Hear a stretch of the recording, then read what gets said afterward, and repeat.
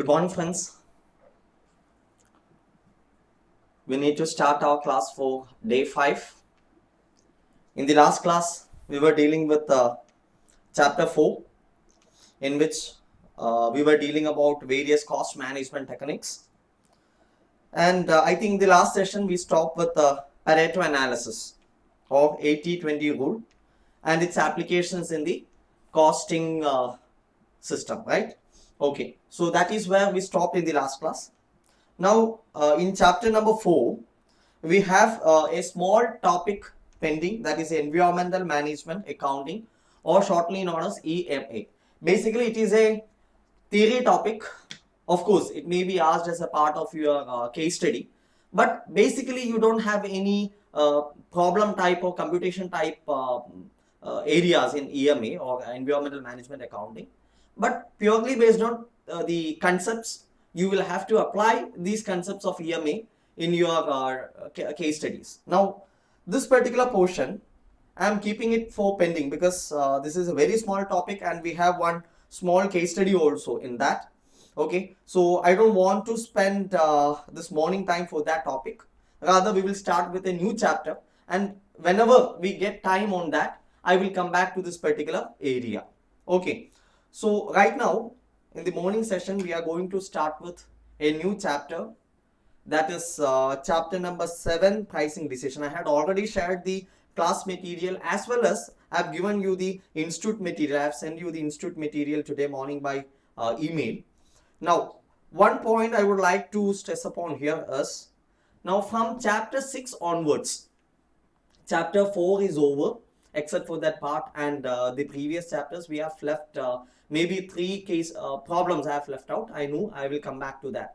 Except for that, up to chapter 4 we have covered exhaustively. Then sorry, chapter 5 is basically a very small fundamental chapter where we are dealing about the costing of different sectors, which cannot take more than half an hour or 1 hour maximum, and not more than that.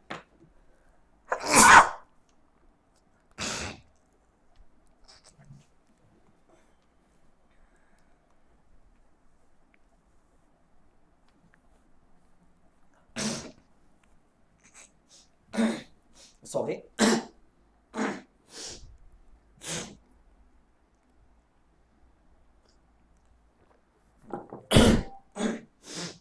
Okay.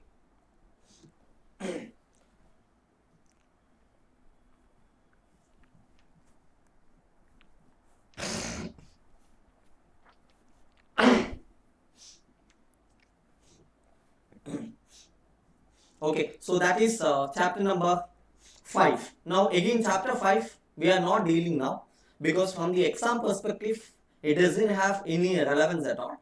So what I will do, we will have some miscellaneous topics towards the end where I will be touching upon this chapter 4 also, and whatever we are dealing in chapter 4 in that session, that will be sufficient as far as chapter 5 is concerned. Okay, then coming to chapter 6.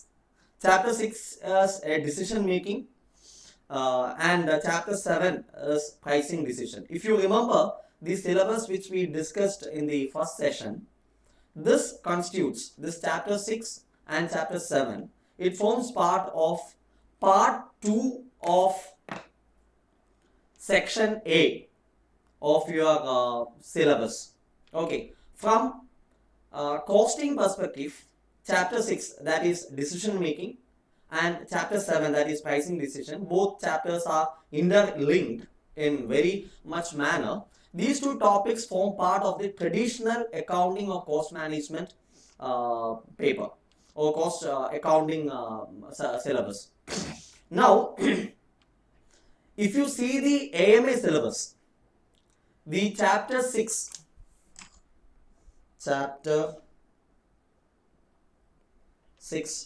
that is decision making, this used to be divided into 3 separate chapters.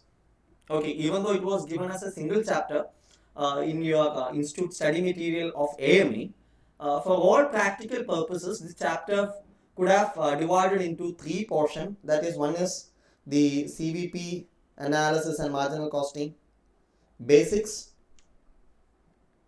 Okay, then you have the core decision making, where you are using the CVP analysis for decision making, various decision making problems.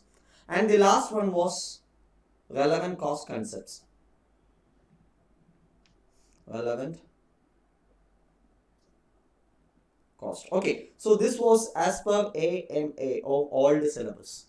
And if you see the mark distribution from AMA perspective, this had an altogether you can expect 8 marks from this. And decision making was a chapter for 16 marks. And relevant costing also sometimes 12 marks or even 16 marks. Okay, so if you take these three topics alone, had a total weightage of more than 30 marks for your AMA. Due to this reason, the majority of the preparation was focused on this chapter 6 decision making. Of course, we had some other topics also like standard costing, then transfer pricing, and those topics also were taken as the core topic, but a very much emphasis was always given on this decision making chapter. And also the chapter 7, which we are going to see, that is pricing decision. Okay, this also had a weightage of 8 to 12 marks.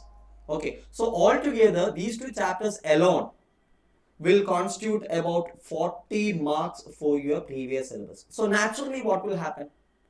The preparation time which normally a student will devote to these two chapters will be very high.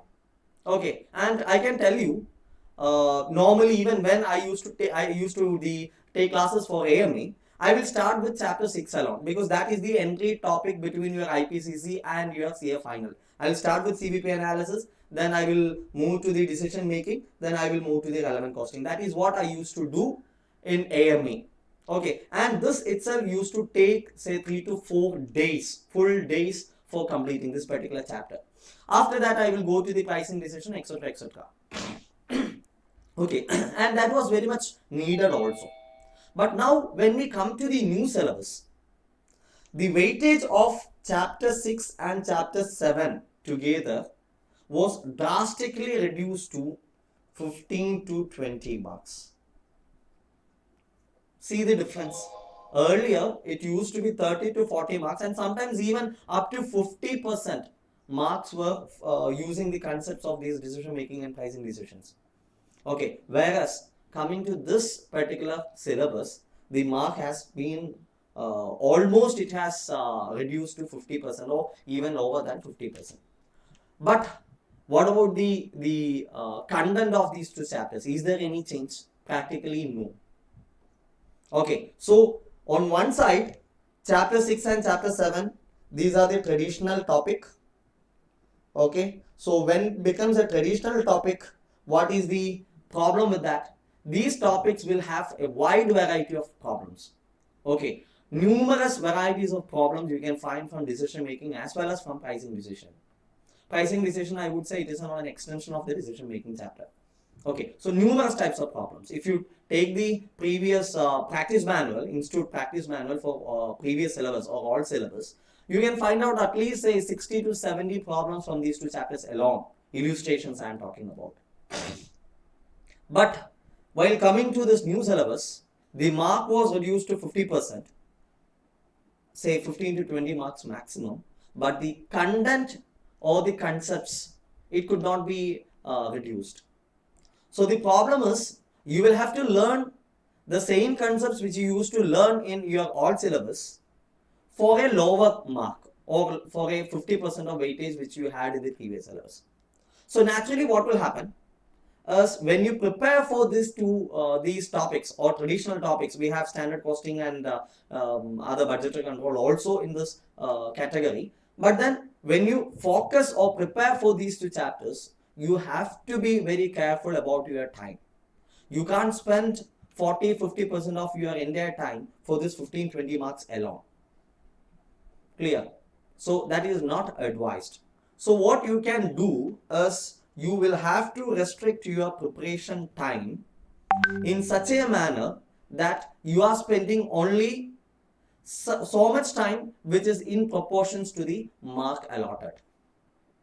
Okay, but at the same time, let me warn you, you should be clear about the basic concepts which you need to understand on these three topics. Okay, now now coming to the class. I have already shared you the material which I have prepared.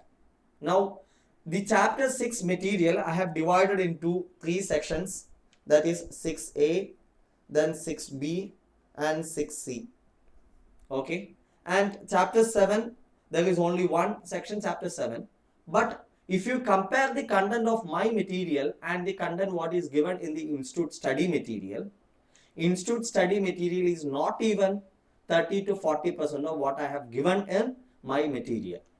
Okay, because in my material, especially for chapter 6, I have included all the concepts, because there is a very much danger situation now, because many of you who are appearing for CA final would have learned your would have covered the all syllabus in your intermediate. Okay, where you don't have this marginal costing or decision making concepts in so much of detail as it is there in the new syllabus of intermediate. Okay, so you would have only prepared or learned your basics in your IPCC. Now when you come, all of a sudden when you come to see a final new syllabus, you are expected to know the advanced level. Okay, so just to bridge that gap between what you have learned in your IPCC and what you were expected to learn in your IPCC now when you come to the CA final, I have given the institute material, my class material in an exhaustive manner. Okay, so you can find various illustrations which is not even there in the study material, or which is not even there in the study, the institute syllabus. Okay, so that is because you need a thorough preparation for these concepts, and for that only I have given the those materials. If I am taking the classes on a regular class, I'll be touching upon all these 6A, 6B, 6C, and also the detailed 7 covering all subjects. But since we are handling the crash course right here, I can't afford to do that. Okay, I told you in the initial class itself, my focus will be to cover the questions from the institute study material, then RTP and previous year questions, because I can't go beyond that, especially for these traditional topics. Of course, for the previous topics which we dealt in chapter number 4 and chapter number 2 and all, I have done certain questions which is not there in institute study material, because I thought that is very much required, because you won't find those questions anywhere else in your study material or any other material. So I thought that is very much required. Okay, but for these topics, if we go like that, I may require even 3 to 4 days for covering these traditional topics itself, which is not possible for this crash course. Okay, so what I will do in the class is, though I have given you the my material which covers from beginning till end, I won't be covering those entire topics or entire problems in the class which we are going to deal now. Of course, the concepts will be covered, but then those concepts, the basics, then decision making, those things will not be covered. Whatever is included in your study material, that will be covered exhaustively. And each and every concept which is there in the institute study material, and there is a significance from your exam perspective, I will be covering that in the class. And I will limit my class to that alone. Okay, and not only that, in previous chapters we were following my material in the class also, but then for these chapters I'll be following institute study material, so that you will find a grip over the institute material and institute questions also. Is that clear to everyone? Yes. So for these traditional topics, basically chapter 6 will be included, then chapter 7 will be included, then you have something called chapter 11, then you have chapter 12. Chapter 6 is decision making and marginal costing, this is pricing decision, this is budgetary control, and chapter 12 is standard costing. So these topics I will use the same methodology. I will stick my preparation to institute study material alone, and we will give focus to the questions that are there in the institute publications. Okay, now right now, before going to chapter 6, I am just bypassing chapter 6 and I am going to chapter 7. From chapter 7, we will come back to chapter 6, because chapter 6 is a more of an elaborate topic as such, and we need to do some fundamental concepts which is not there in institute material. Then only I can go to the institute questions. Okay, so right now you can write the heading chapter 7, pricing decisions. Pricing decisions. Okay.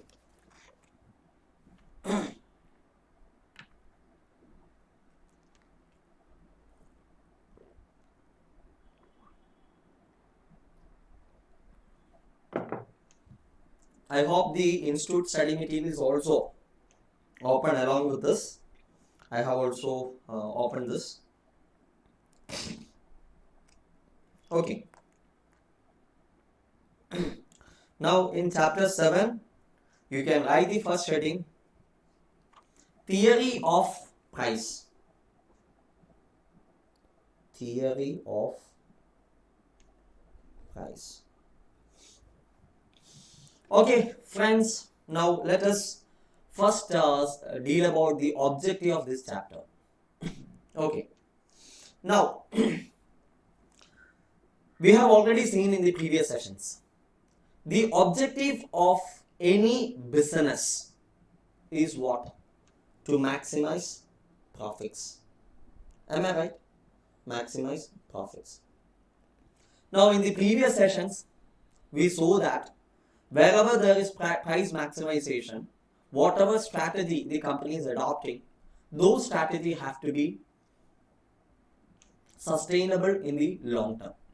Okay, so we saw that if you need to have a sustainable long-term profits for your business, then you need to focus on developing competitive advantage, for which you need to focus on the quality, then you need to focus on your costing, and etc. etc. That was the area which we saw in the first part.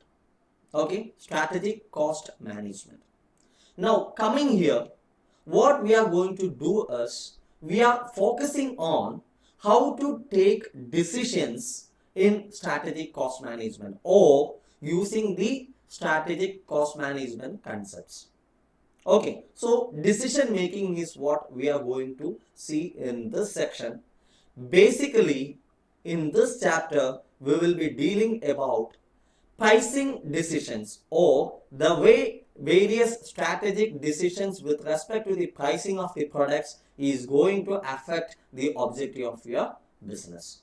Okay, so that leads me to the basic, one of the most significant aspect of creating long-term profits is fixing prices, fixation of prices in a adequate manner. Price fixation assumes a very big significance as far as maximization of profit is concerned. Okay, why is it so? Because once you price the products, pricing of products, okay, when you fix the price, it cannot be low, neither it cannot be high. Okay, the price cannot be low, no, it can be high. If the price you are fixing for your product happens to be low, what will happen? It will adversely affect the profitability. Am I right? Adversely affect the profitability. Okay. Similarly, if the price which you are going to fix for your products is going to be very high, what will happen? It will adversely affect the volume. Adversely affect the volume. How fixing a higher price will affect the volume?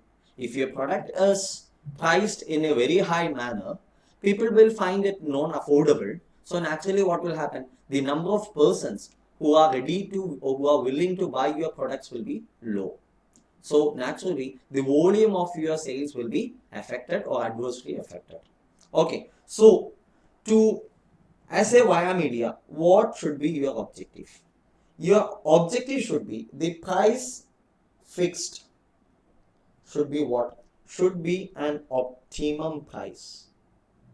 Optimum price. What do you mean by optimum price? An optimum price is a price which will be maximizing the profits of the business. Okay. So optimum price is neither low price nor it is the high price. It is the optimum price. Okay. So optimum price means that price which will maximize the profits of your business entity. And as the objective of the business is to maximize the profits, your pricing objective should also be to fix the optimum price and thereby maximize the profits of your entity. Is it clear? Yes. Now, so you can write not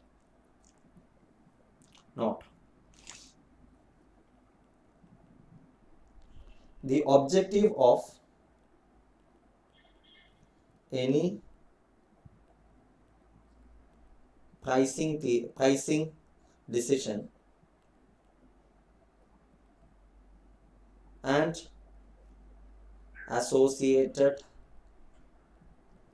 theories is to determine the optimum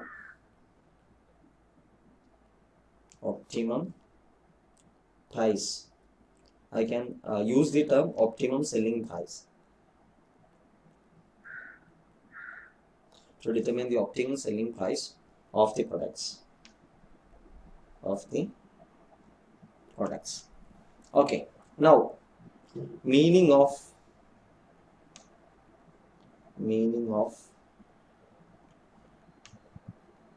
optimum price or optimum selling price. Optimum selling price refers to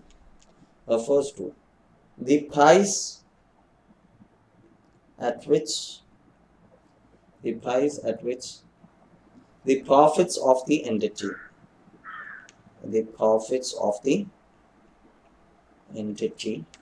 are maximized. Okay, so maximize the profits, that should be the objective. And if you charge which price, your profits will be maximized. That price is what is referred as the optimum price. Is it clear? Okay, fine. Now, what do you mean by theory of price? Okay.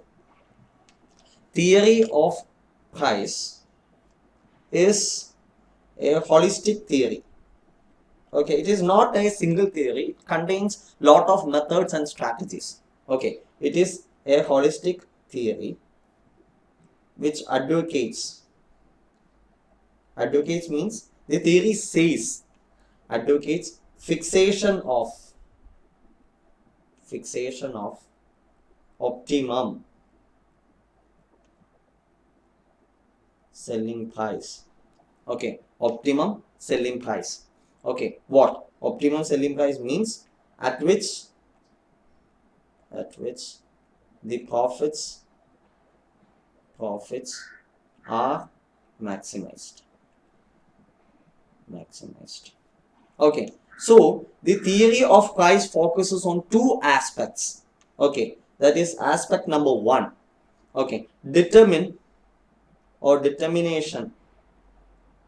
of the selling price to be charged. Okay, rather it would be the optimum selling price. Determination of the selling price to be charged, that is aspect number 1. Then I previously mentioned the price of a product will be dependent on one another thing, or in the put it in another way, the price of any product which you are fixing will affect something else. What is that? The volume. Okay, so if you are fixing the optimum selling price, you should also find out what the optimum selling volume. Okay, so that is aspect 2. Aspect 2 is, okay, determine the optimum activity level. When I say activity level, what does it refers? If it is related to sales, activity level means the volume of sales. If it is related to a production process, then activity level refers to the volume of production. Okay, here since we are referring in the context of sales, activity level refers to the volume of sales. Volume of sales. Is it clear? Yes. So theory of price advocates that the optimum an entity should look for fixing the optimum selling price at which the profits are maximized. And this theory deals with two aspects. One is determination of the selling price to be charged. In bracket, you can write it as the optimum selling price. Then second aspect, determination of the optimum activity level or the volume of sales at which the selling price, the profits will be maximum. Okay, now how to do this? For which we have a model known as profit maximization model. Okay, profit maximization model. Is it clear? Profit maximization model. Okay, now this is a model which is originated in line with what? The theory of price.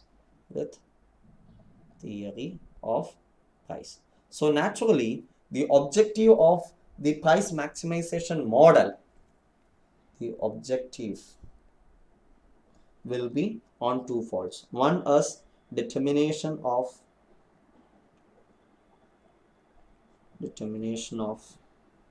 optimum sales volume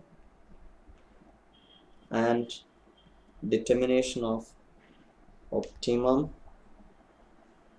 selling price per unit. Two aspects. Is it clear? Yes. Now, before learning the profit maximization model, you need to understand two concepts. One is marginal revenue.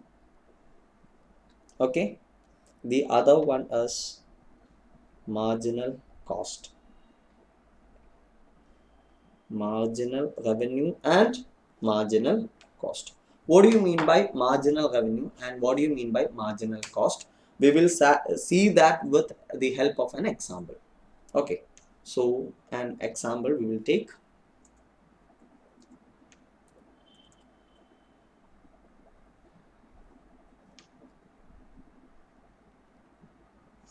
Okay, so I'm taking the case of AB Limited. AB Limited. Okay, and what does this AB Limited does? It is manufacturing supercomputers. Let us take supercomputers. Okay, now currently the supercomputers are priced at selling price per unit. It's priced at rupees 10 lakhs per unit.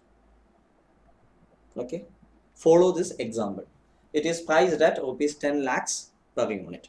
Okay, and this company is selling the supercomputers in batches. Okay, batches of, let us say, 100 units.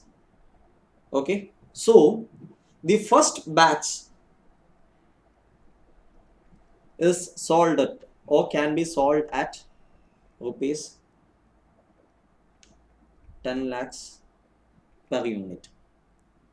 Okay, so that is the selling price that the company is proposing to sell the first batch, which consists of how many units? 100 units.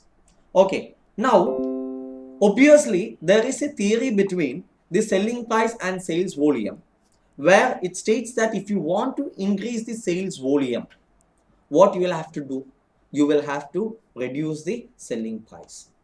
Okay, so currently the company is selling 100 units at a selling price of 10 lakhs rupees per unit.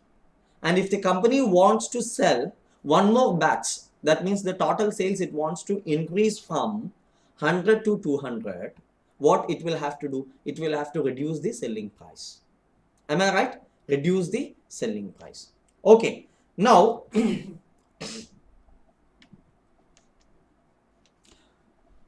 the company, the management has called for the marketing manager or sales manager, okay, and asked for a report on achieving high volumes, or I would say increasing the sales,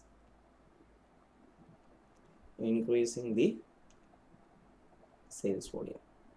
Naturally, the marketing manager would say what?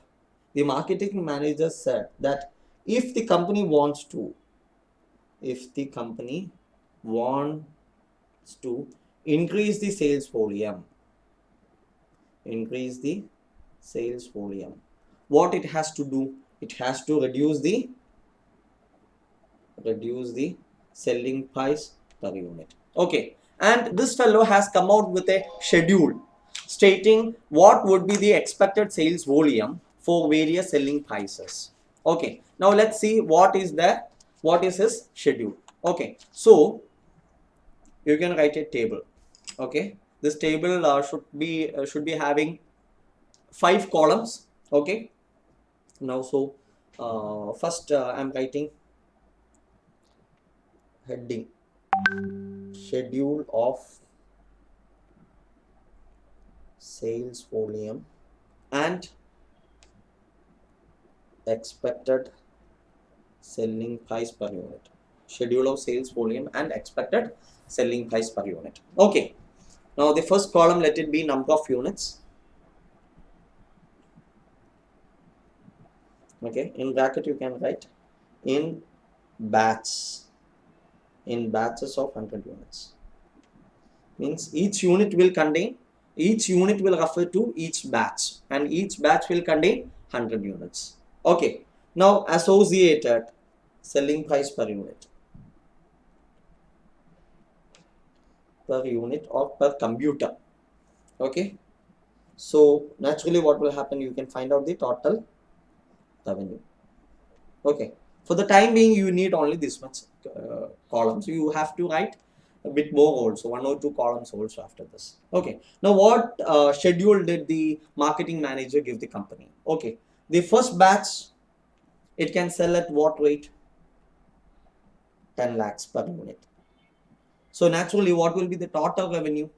10 lakhs per computer, and the first batch contains how many units? 100 units. So 10 lakhs into 100 will be 10 crore.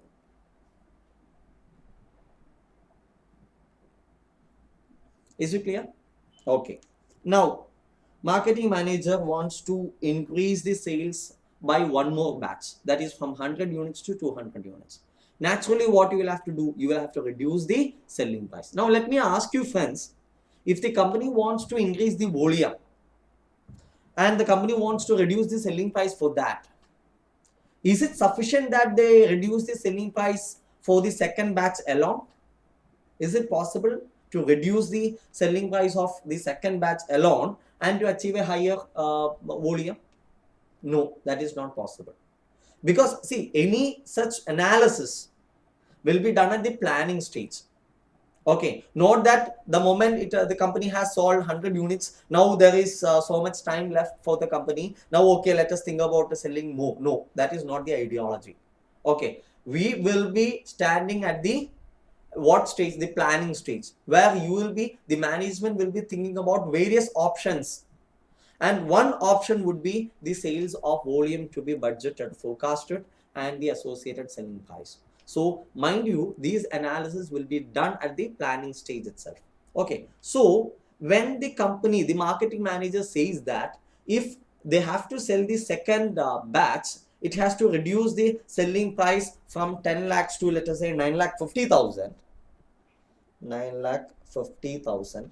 What does it mean? He means that this 9 lakh 50,000 should be the selling price for the entire two batches or 200 units. It is not just for the second batch alone. Okay, so if that is the case, the total sales volume or total sales revenue will be 9 lakh 50,000 into 200, which will be rupees 19 CR. Am I right? Yes. Now again, the marketing manager says, see, if you want to sell one more batch, let's go for that. But the selling price has to be how much? 8 lakh 90,000. Is it clear? 8 lakh 90,000. So what happens? The total revenue further increases. How much? 26 lakh 70,000. Sorry, 26 crores 70 lakhs. Okay, now fourth batch. Okay, he said, okay, if you want to sell 4 batches, 400 units, possible. You reduce the selling price from 10 lakhs to 8 lakh 30,000. So what will be the total revenue? Total revenue will further increase to 33 CR 20,000. 20 lakhs. 33.20 crores. Now fifth batch. Okay, he said from 8 lakh 32 you reduce to 7 lakh 90,000. 790. Total will be 3950 lakhs. Okay, sixth batch. He said reduce it to 7 lakh 50,000. 7 lakh 50.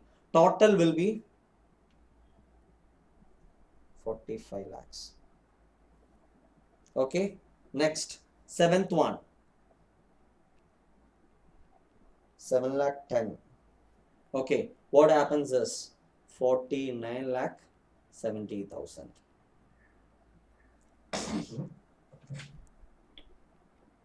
Is it clear?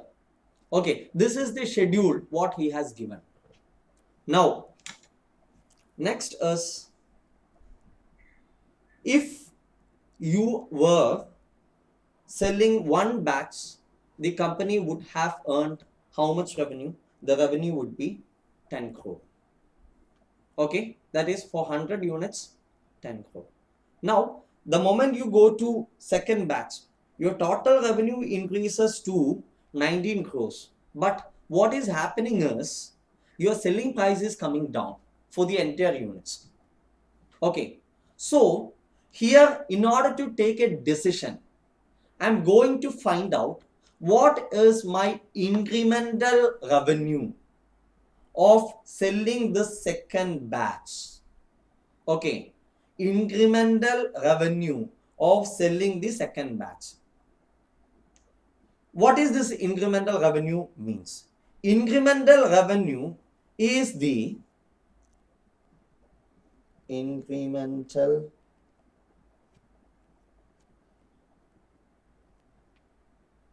revenue. It is the additional revenue earned from selling one additional unit. Okay, what does it mean? I will give you a pakka small example. Okay, see, it's a very important concept, very simple concept if you understand the idea.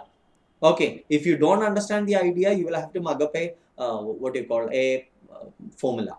Okay, so it's very important concept. Example, a small example. Suppose you are selling 10 units right now. Okay, or let us say 1 unit right now. Okay, the first unit is sold at rupees 7 lakh 50,000. You want to sell one more unit, second unit. Okay, you need to reduce the selling price. Okay, you need to reduce the selling price not just for the second product, you have to reduce it for the both the products. So what you are doing is the selling price per unit is made to 7 lakh. Is it clear? So this is selling price per unit. So you have something called total revenue. Total revenue in the first case, since we are selling only one unit, it will be 7,50,000 itself. But if you want to sell 2 units, it is 7 lakh into 2, that is 14 lakh. Okay. So when you were selling one unit, your total revenue was how much? 7,50,000. Now, the moment you sell the second unit, or when your sales volume is increased to 2 units, your total revenue increases from 7,50,000 to how much? 14 lakhs. So, what is the additional revenue you are generating from the second unit? Okay, I am saying the incremental revenue. The incremental revenue from product 2 is how much? 14 lakhs minus 7 lakh 50,000, that is equal to 6 lakh 50,000. Guys, is it clear? See the differences. The second product is priced at what rate? 7 lakh. 7 lakh per unit. Okay, but the incremental revenue the firm is getting from the second unit is only how much? 6,50,000. Why is it so? Because if you want to sell the second unit, what is happening? The first unit selling price have to be reduced by 50,000. Okay, so even though you are selling the second product at 7 lakhs rupees per unit, there is a loss for you in the first unit. What is the loss? That loss is 50,000. So when you adjust that loss, we call it as an opportunity cost. Okay, that opportunity cost, when you adjust that opportunity cost from the additional revenue you got from 7 lakh, that will become that will make the incremental revenue of second product to 6,50,000. Okay, and this incremental revenue is what we are calling as marginal revenue.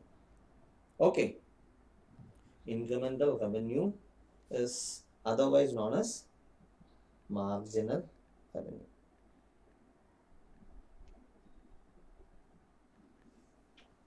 Is it clear? So it is the concept of marginal revenue.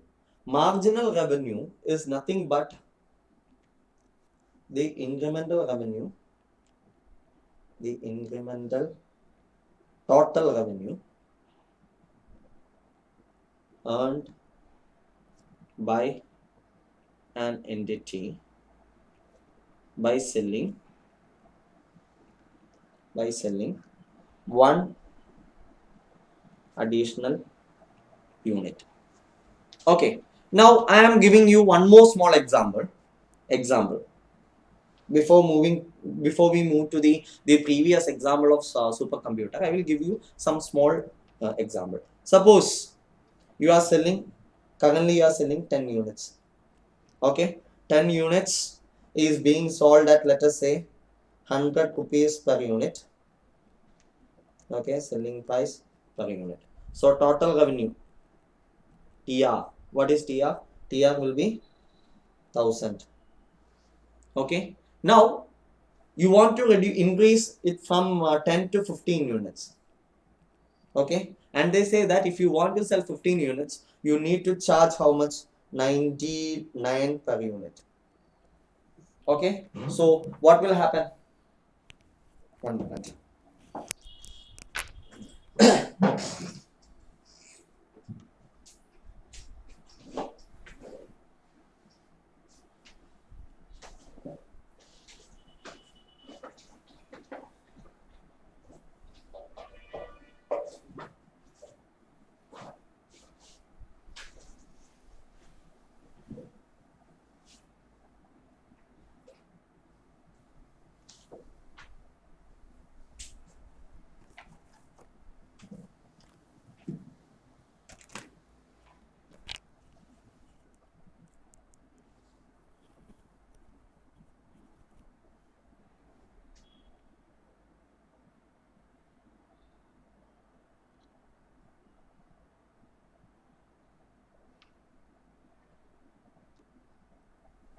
Okay, so 15 units they can sell at 99 per unit. So total revenue will be how much? 15 into 99.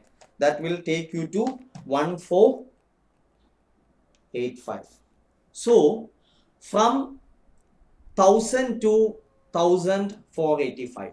So what is the incremental revenue of 5 additional units? 5 additional units is how much? 485 rupees. Am I right? 1485 minus 1000, that will be 485. So that means the incremental revenue of 1 unit, and that is known as the marginal revenue. Marginal revenue or incremental revenue of 1 unit is equal to 485 divided by 5. That is equal to 485 divided by 5 will be 97 per unit. See, what you are doing is you are selling at 99, but the incremental revenue is only how much? 97. Is it clear? Okay, so this is the concept of marginal revenue. Okay, so we are finding out the marginal revenue here. Okay, so in the first case, you can write here marginal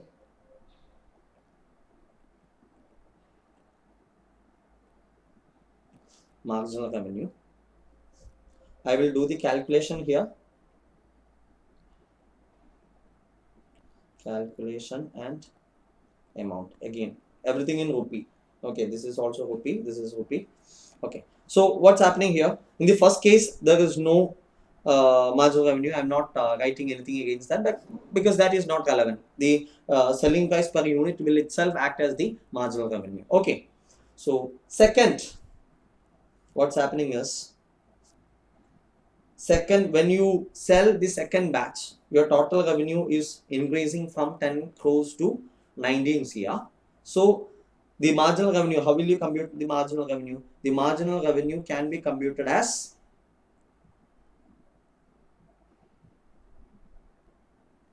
(19 CR) minus 10 CR, okay, divided by how much? One batch. One batch contains how many units? 100 units. Okay, so that is 9 crores divided by 100. That is nothing but rupees 9 lakhs per unit. So the marginal revenue from the second batch is 9 lakhs per unit. Now similarly for third unit. Okay, third batch. What will be this one? From 19 CR, it increased to 26.70. So the total increase will be 770 lakhs. Am I right? 770 lakhs divided by, what is the increase in the number of units? 100. That is equal to how much? Rupees 7,70,000. Okay, you are selling at 8,90,000, but the marginal revenue is only 7,70,000. Okay, don't get confused between selling price and marginal revenue. Okay, now again, in the next batch, fourth batch, 2670 is increasing to 3320. So the increase will be 3320 minus 2670. That will take you 650 lakhs divided by 100. That will be rupees 6,50,000 per unit. Okay, again, next one, 3950 minus 3320 will give you 630 lakhs divided by 100. The marginal revenue will be 6,30,000 per unit. Going to the next, 3950 to 45, that is 550 lakhs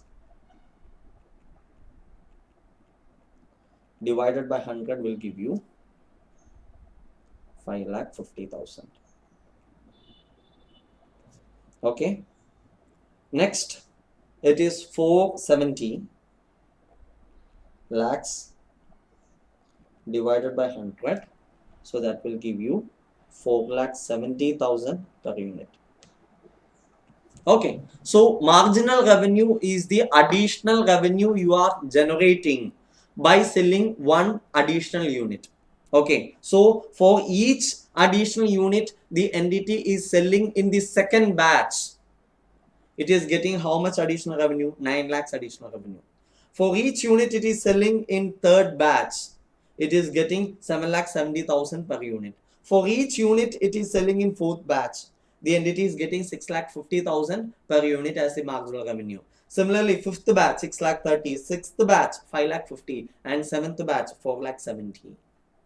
Is it clear? So that is the concept of marginal revenue. I think it is clear to everyone. Okay, now going forward, you need to understand one more concept that is known as the marginal cost. I have already told you marginal cost. Now,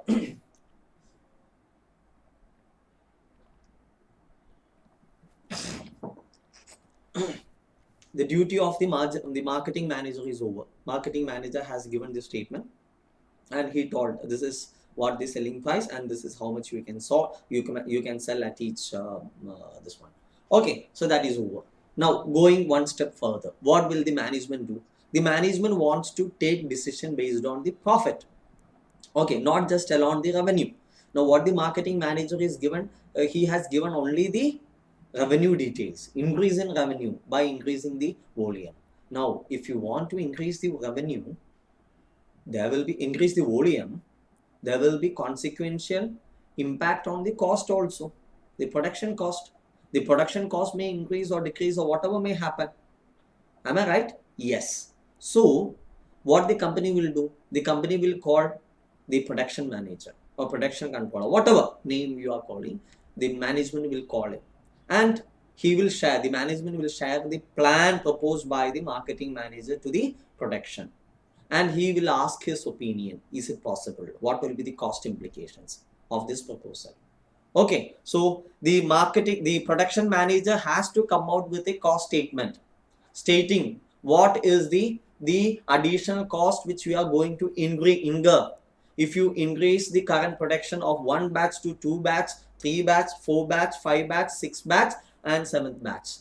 Like what you have done in the previous case, we have to do here also.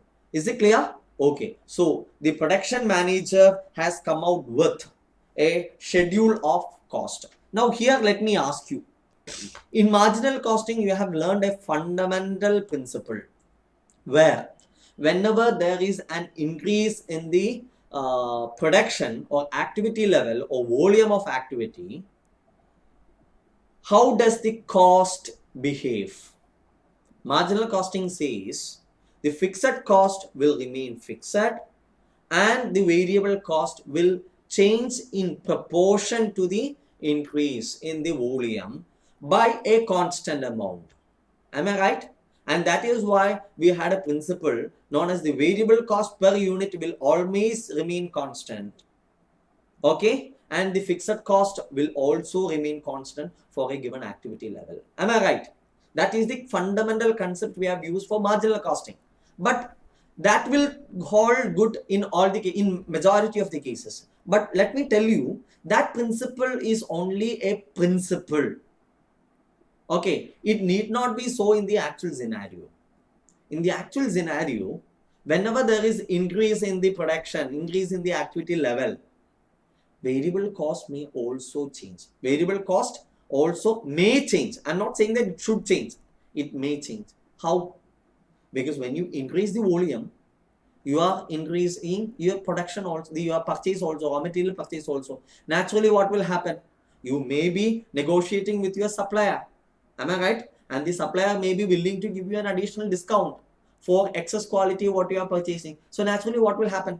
If you are selling 100 units, you are not eligible for the discount on the materials. Whereas if you are producing how many 200 units, you are eligible for a quantity discount which will effectively reduce your raw material cost. So what will change? Raw material or variable cost will change. Okay, now there could be situations where if you want to increase your production level from 100 to 200, you may have to go for additional laborers who may have to work on overtime basis or night shift basis.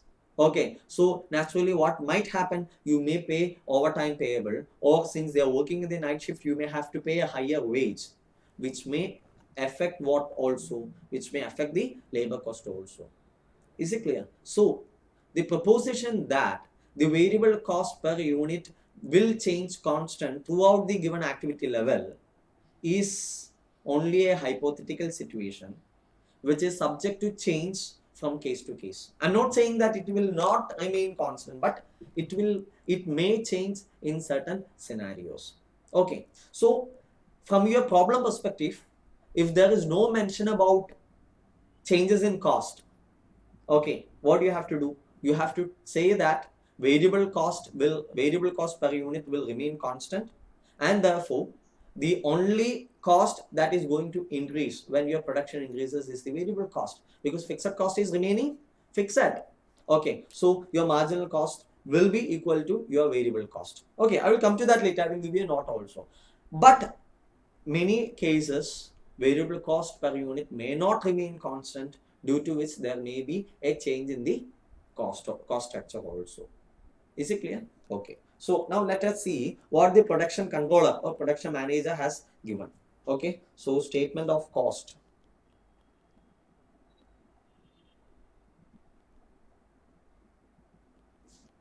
Provided by the production controller.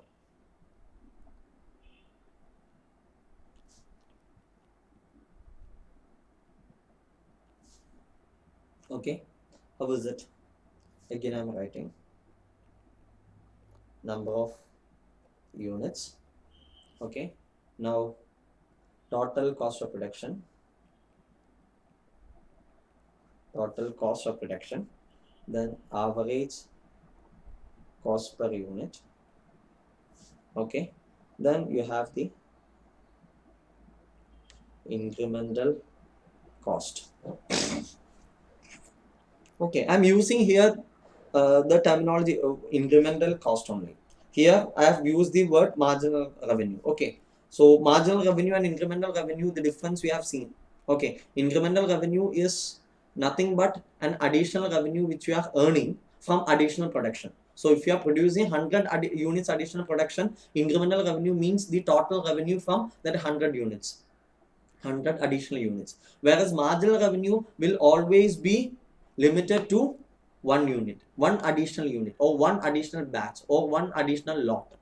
What is the additional revenue you are generating from one additional unit? That is marginal. Marginal, the term marginal refers to single. Marginal means single, by a margin. Okay, single margin. Whereas incremental means it is only the difference between the previous level and the current level. Is it clear? Okay. So marginal revenue will be equal to incremental revenue when incremental revenue is computed for one unit. Okay. So I'm using the term incremental cost here, or marginal cost also sufficient, because ultimately we will reach the incremental cost or marginal cost. Okay. Right. So number of units, 1. Total cost, let us say this is at 100 units per batch. This is batch 1. Okay, batch 1. Total cost, let us take it to rupees 650 lakhs. 650 lakhs. Average cost, how much will be the average cost? 650 lakhs divided by 100 will be rupees 6,50,000. Okay, incremental cost is not relevant because there is no comparison between the previous level and the current level. It is the first production batch. Okay, now going to the second batch 2. The production controller says your total production cost will increase from 6 crore 50 lakhs to 12 crore 70 lakhs. Okay, so average cost will be 1270 divided by 200, which will give you 6,35,000. See, the cost is coming down. Okay, average cost is coming down when you increase the production. That is okay. Why the average cost is coming down? Because you may be eligible for some discounts. Okay, or you have heard about economies of scale. When you increase the volume, your learning curve, you are better able to do things without mistake, because you are getting learned. Okay, so many factors which may lead to either cost reduction or cost increase also may happen sometimes. Okay, so here it is 6,35,000. And can you tell me what would be the impact on the incremental cost? Okay, let us complete the schedule first. Okay, that is batch 2. Now batch 3, the production controller said the cost will increase to 1860. So what's happening with the average cost? 1860 divided by 300 will give you 6,20,000. Okay. Batch 4, from 1860 it increased to 2420. 2420. So 2420 for a total volume of 400 units. So 6,05,000. 605. Next, fifth batch. Fifth batch, what's happening? 2420 to 30 CR. So what's happening? 30 divided by 500 will be 6 lakhs. Sixth batch, it increased to 3570. 3570. So 3570 divided by 600 will give you 5,95,000. Cost is coming down. Now seventh batch, your total cost is increasing from 3570 to 41, 44. Okay, so 41, 44 divided by 700 will give you 5,92,000. 5,92,000. Now what you have to do? You have to first compute the incremental cost, then you have to find out the marginal cost. Okay, so incremental cost will be how much? The first case it is not relevant. Second case, okay, what's happening? Total cost is increasing from 650 to 1270. Okay, so 1270 minus 650, cost increase is 620. Okay, 620 is the incremental cost for 100 units. So marginal cost, that is incremental cost for 1 unit, will be 620 divided by 100. So that will be 6,20,000. Okay. Now similarly, next 1860 minus 1270, that will give you 590.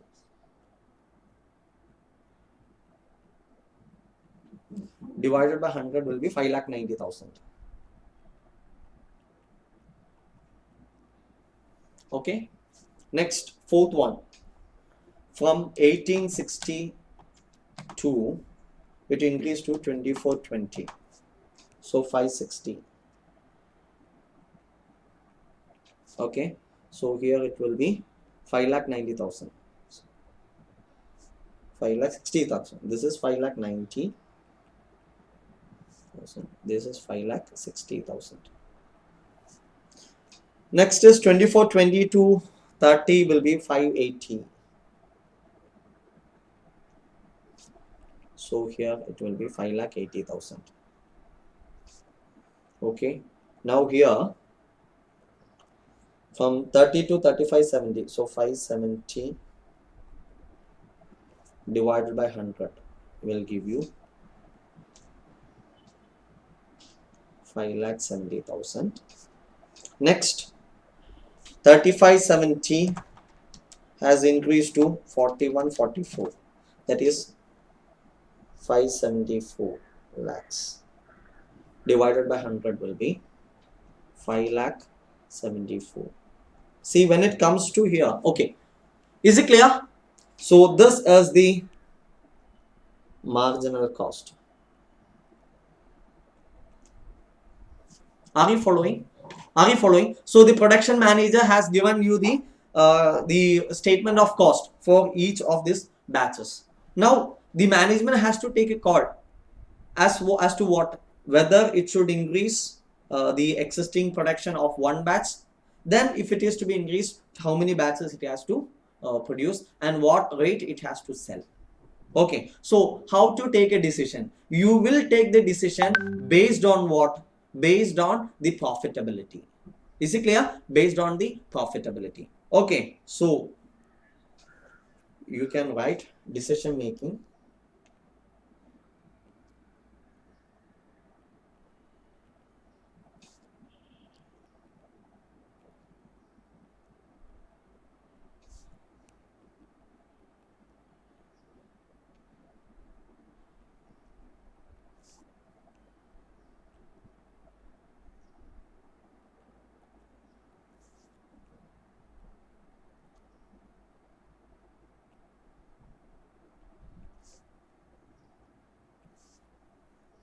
statement of total revenue, total cost and profitability.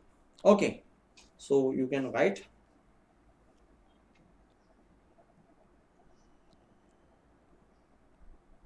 number of units or number of batches. Okay, now I'm forgetting about the selling price, then average cost and all these things. What I'm writing is total revenue first.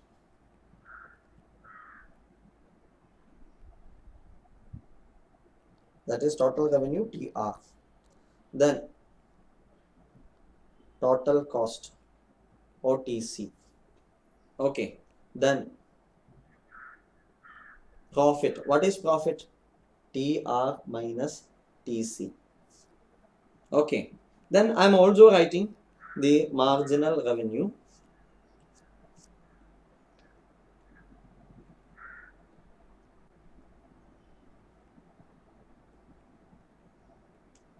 Then marginal cost. Okay, let's fill it out. First batch number 1, total revenue was 10 CR. Okay, now all figures in rupees only.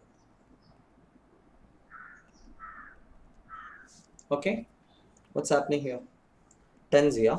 Against that, total cost will be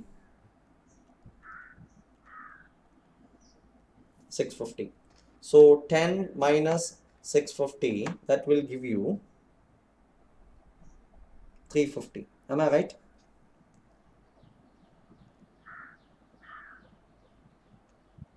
Okay, marginal revenue, first one, there is no concept of marginal revenue and marginal cost, because if there has to be marginal revenue, there has to be 1 unit addition. Here this is the basic batch. Okay, so no marginal revenue, no marginal cost. Moving to the second batch, batch 2. What is the total revenue? Total revenue 19. What is total cost? Total cost is 1270. What's happening to profit or TR minus TC? 19 minus 1270 will give you 630. What is the marginal revenue here? It's 9 lakh. And marginal cost 6 lakh 20. Okay. Then third one. Total revenue 2670. Okay. Total cost was 18 lakh 60. 1860, no? Yes. So 2670 minus 18760. That is 810. What is the marginal revenue here? Marginal revenue is 7 lakh 70. Marginal cost is 5 lakh 90. Okay. Fourth batch, total revenue will increase further to 3320. Total cost is shooting up to 2420. What's happening to TR minus TC? 3320 minus 2420. 9. What about marginal revenue? Marginal revenue here it's 6 lakh 50. And here it is 5 lakh 60. Next, total is 3950. Then total cost is 30 lakh 30 crores. So 950 is the TR minus TC. What happens here? Its marginal revenue is falling to 630 and total cost is 560 to 580. Okay, next, sixth batch, it is 45. What's with TC? Total cost?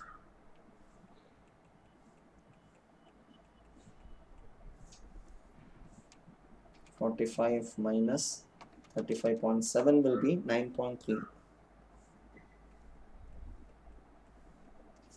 Okay, marginal revenue is 5 lakh 50 and here it is 5 lakh 70. Seventh batch, total revenue is increasing, 49 crores 70,000. Total cost 41 lakh 44. So 4970 minus 4144, that is 826. Okay, MR is 4 lakh 70 and MC is 5 lakh 74,000. Yes. What is the inference you can make from here, from this table? First batch, TR was 10 ZR, TC, total cost was 650 lakhs. TR minus TC. What is TR minus TC? Profit. Am I right? TR is total revenue minus total cost will give you the profit. Okay, that was 350. Clear? Now, second, the company is producing second batch. Total revenue 19. Total cost 12.7. Profit 630. From 350, profit is increasing to how much? 630. Are you whether the company should go for second? Yes. Now third one, total revenue 2670. Total cost 1860. What happens to the profit? Profit is 810. Should it go for this? Yes. Why? The total profit is increasing. This is okay. Next, fourth batch, 3320, 2420, 9 CR. Is it increasing? Yes. So go with that. Next, fifth one, 3950, then 30, that is 9 crore 50 lakhs. Should it go for that? Yes. Why? There is additional 50 lakhs profit. Go for it. Sixth batch, what is total revenue? 45 crores from 3950. So there is an increase in the total revenue. Now total cost from 30, it is increasing to 35.7. So what's happening to TR minus TC? TR minus TC 930. Now, do you want to go with this? No. Why? Because if you stop with batch 5, the company will have a maximum profit of total profit of 9 crore 50 lakhs. Whereas if it goes to 6th batch, the total profit is coming down to 930 from 950 lakhs. So this should not be recommended. Seventh one, 4970 to 4144. Difference is 826. So profit is coming down. Don't take. Okay. So principle 1 is the profits.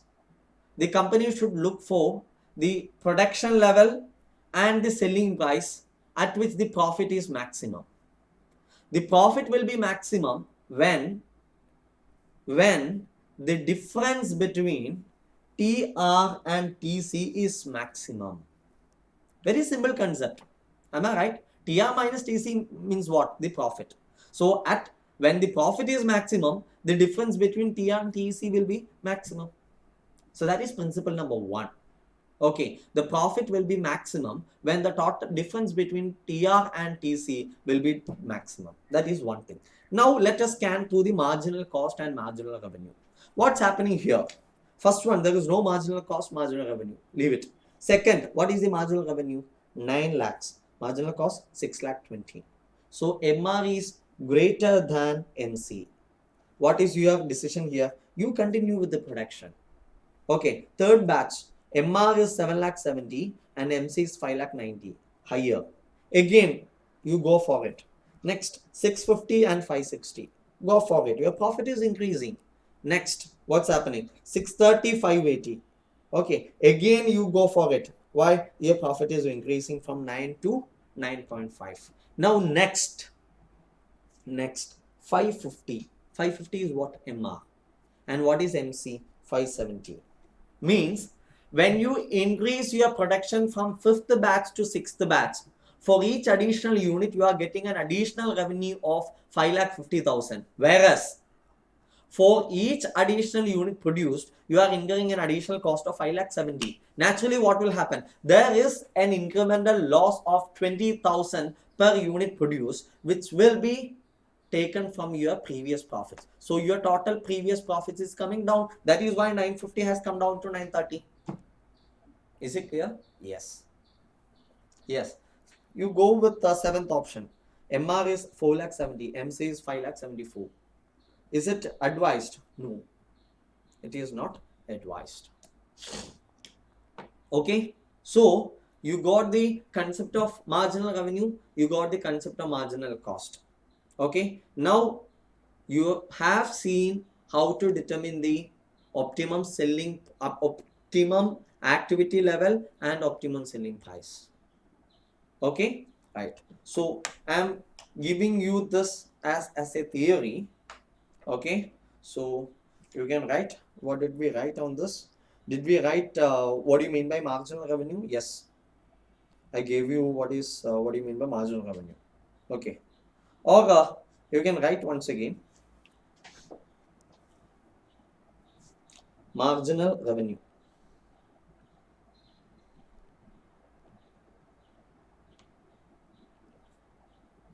Okay, marginal revenue is the incremental revenue earned from selling one additional unit of the product. This one additional unit is very important. Okay, incremental revenue could be the incremental additional profit from additional number of units produced. That additional number of units could be 1, 2, 3 or any number. Whereas when it comes to marginal revenue, it is from one additional unit. Okay, now next, marginal cost.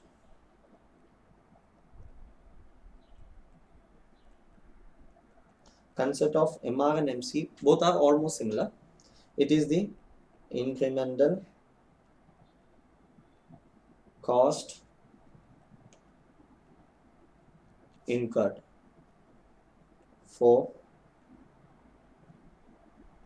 producing and selling one additional unit of the product. Okay, now the unit could be what?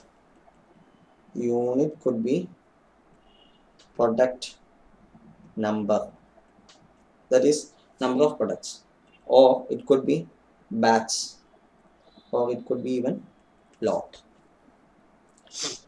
Is it clear? Okay, now marginal cost and marginal revenue we have seen. Now you have to write a note here. Note.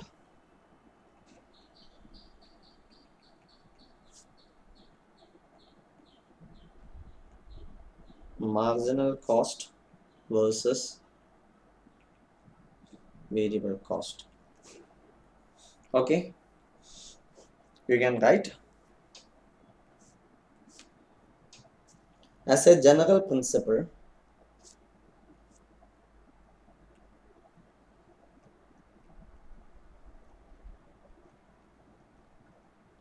As a general principle in marginal costing,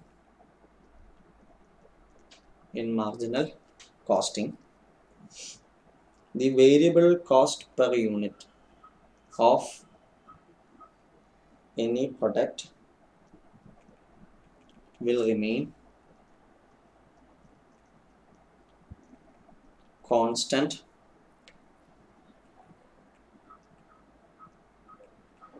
throughout the activity level. If so, the marginal cost, the marginal cost of all the products within such activity level should be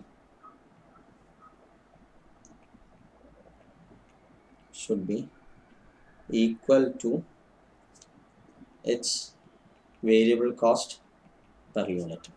Is it clear? So if variable cost per unit remains constant throughout the required activity level, then that is marginal cost is equal to variable cost per, per unit. Okay, as continuation. However, in practical situations,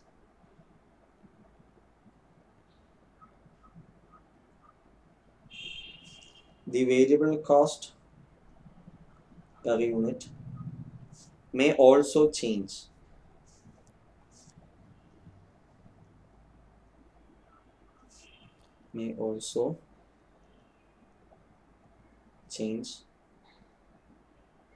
Within the given activity level. Why it can change? Due to discounts, okay, then overtime payments, etc. Many reasons. Okay, one could be discount eligible, then overtime payment to be made. Discount, when you receive a discount, the cost is bound to come down. When you need to pay overtime or additional tax incentives for the laborers, cost will go up. So variable cost could go up or come down. Okay, now yeah, in practical situations, the variable cost per unit may also change within the given activity level. In such scenario,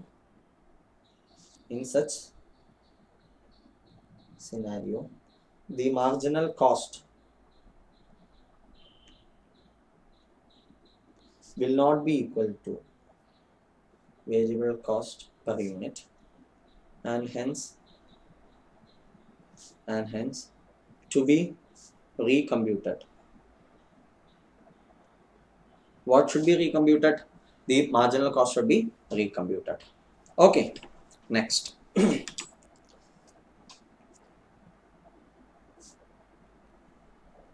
Price maximization principles.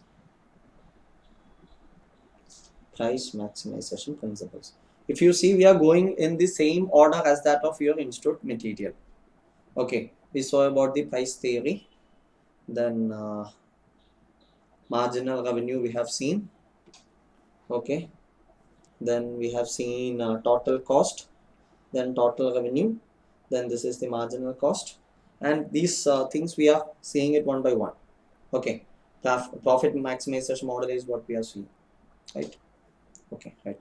So profit price maximization principles. Okay, so you can write here one. Okay, the profits of the entity will be maximized at the level of activity at which the difference between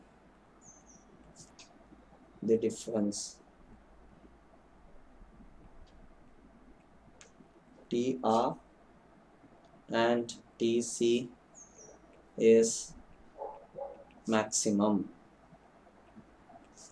That is TR minus TC is maximum. Okay, TR minus TC means what? It is nothing but the profit.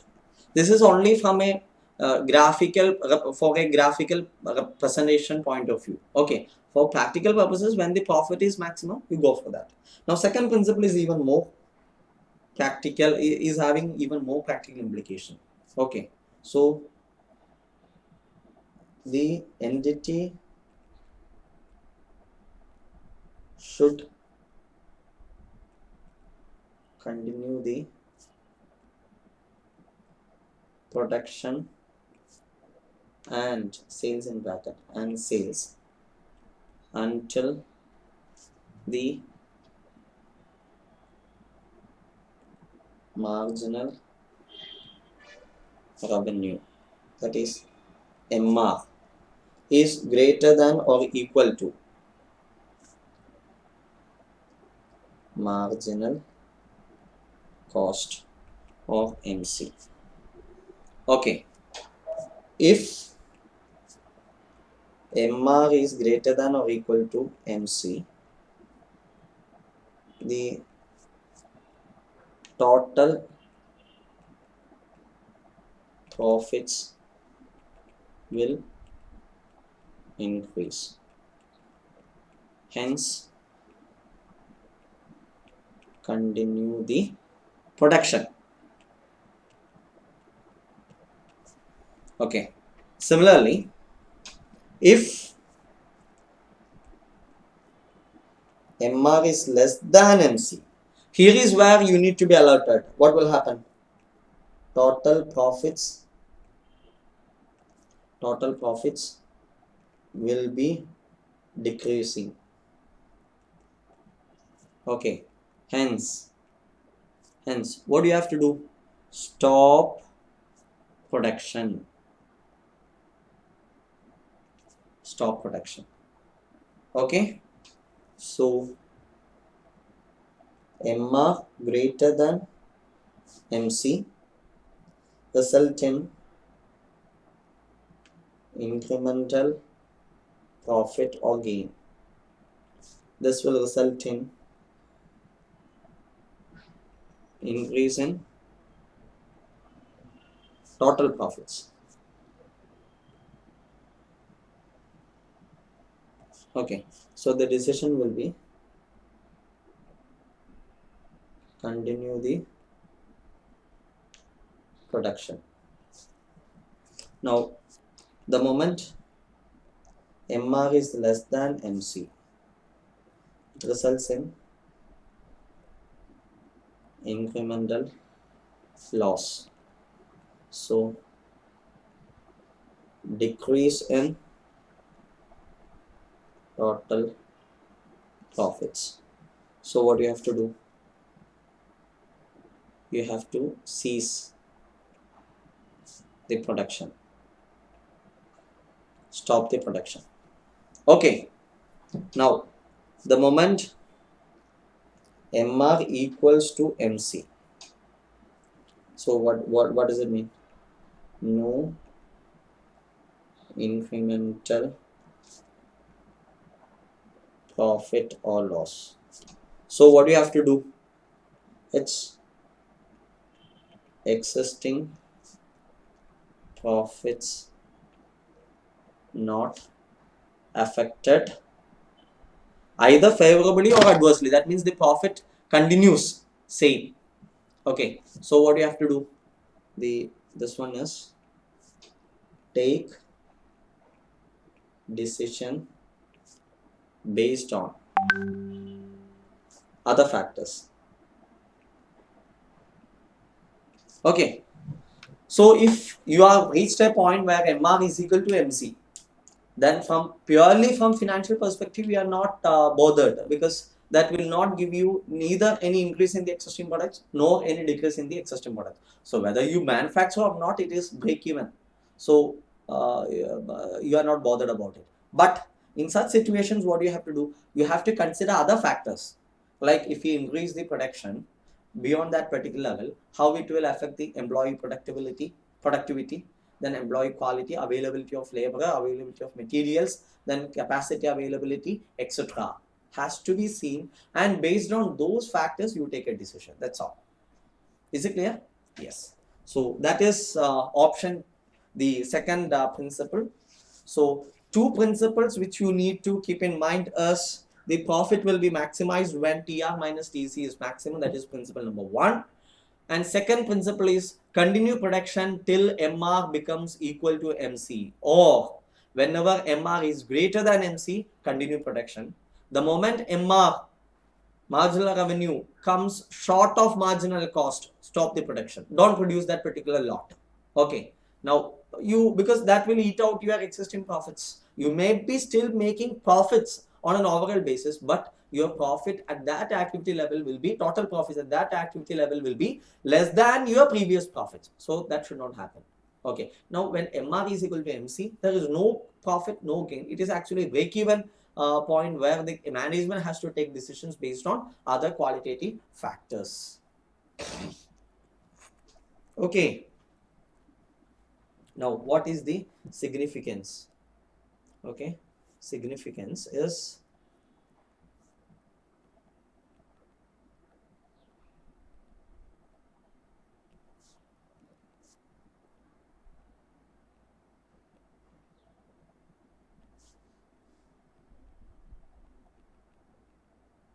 used for determining optimum selling price per unit and optimum selling price per unit and what else?